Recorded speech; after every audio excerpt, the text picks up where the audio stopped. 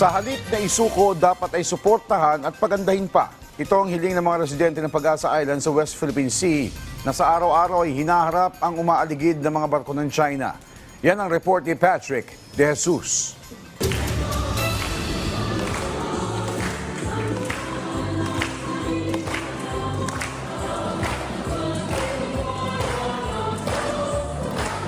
Sila ang mga residente ng Pag-asa Island, ang mga pamilya na piniling manirahan kahit pa nasa pinakamalayong bahagi ng Pilipinas. Sila rin ang nagbubukod tanging mga sibilyang Pilipino na may populasyon sa mga okupadong feature ng bansa sa West Philippine Sea.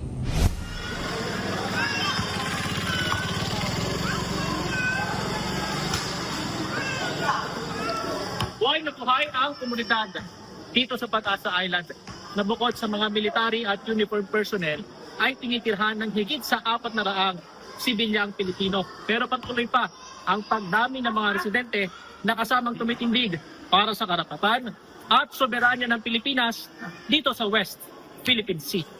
Isa sa pinakaunang residente ay si Ronnie.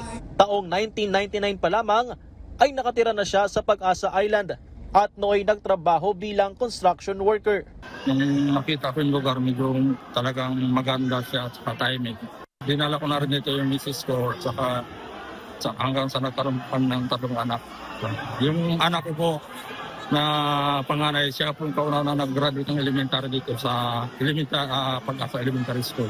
Dahil mas maganda na ang internet connection sa lugar, madali na rin sa kanila na makapanood ng balita.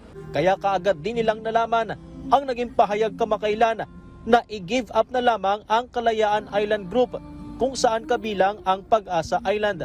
Masakit ito para kay Ronnie at sa lahat ng residente. Masakit sa amin na mayroong mga senador na gano'n na binuto pa ng taong bayan bago sila pa mismo yung gusto talaga ipamigay yung talagang nataga na pinagsakripisyo ng mga Pilipino dito sa West Philippine Sea. Yan sir, inaamon ko sila, pumunta sila dito para mas maganda, para makita nila kung ano ba yung pinapamigay nila, kung isang tao lang ba ito.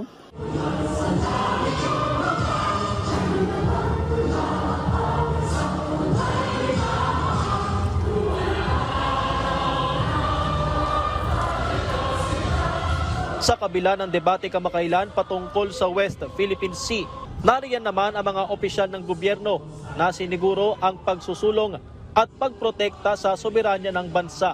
Ang Kalayaan Island Group kahit kailan ay hindi namin iiwan, kahit kailan ay hindi namin ipamimigay at magsasama-sama tayong tindigan ito para sa susunod na saling lahi ng Pilipino.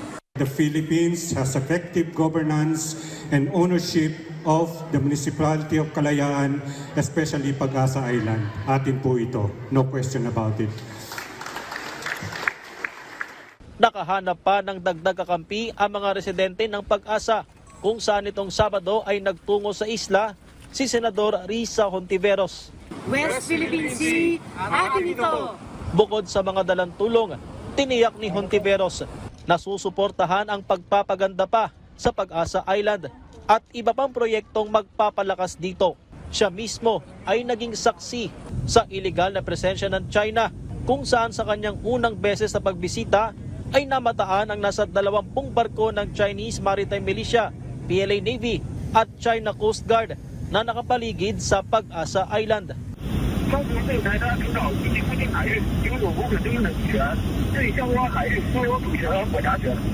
Personal pa niyang naranasan ang paulit-ulit na Chinese radio challenges habang nasa eroplano at nakita ang mga artificial islands ng China sa inaangking feature sa West Philippine Sea, gaya ng Panganiban o Mischief Reef.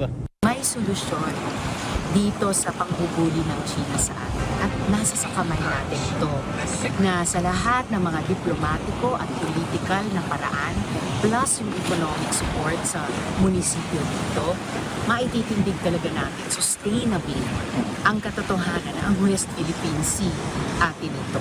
Noon pa man, kahit mga nakarang mga administrasyon ay talagang parati na kami nag-coordinate at hinihingi na mapuntuhan yung mahalagang ma-infrastruktura natin dito. At saka yung ibang features na sakop ng PD 1596 ay kailangan nating madidevelop talaga, malagyan ng mahalagang infrastructure project. For anybody, no, kahit pa nasa pribado, politiko, or national government official, pag pumunta ka rito, mas mararamdaman mo yung halaga ng laban natin sa West Philippines. Plano namang itayo ang isang simbahan sa Pag-asa Island. Napag-usapan ito nitong Lunes sa pulong ni Tariela kay Palawan Bishop Socrates Mesiona, kung saan karamihan sa mga residente sa isla ay Katoliko. Mula sa Kalayaan Island Group, West Philippine Sea, Patrick De Jesus para sa Pambansang TV sa Bagong Pilipinas.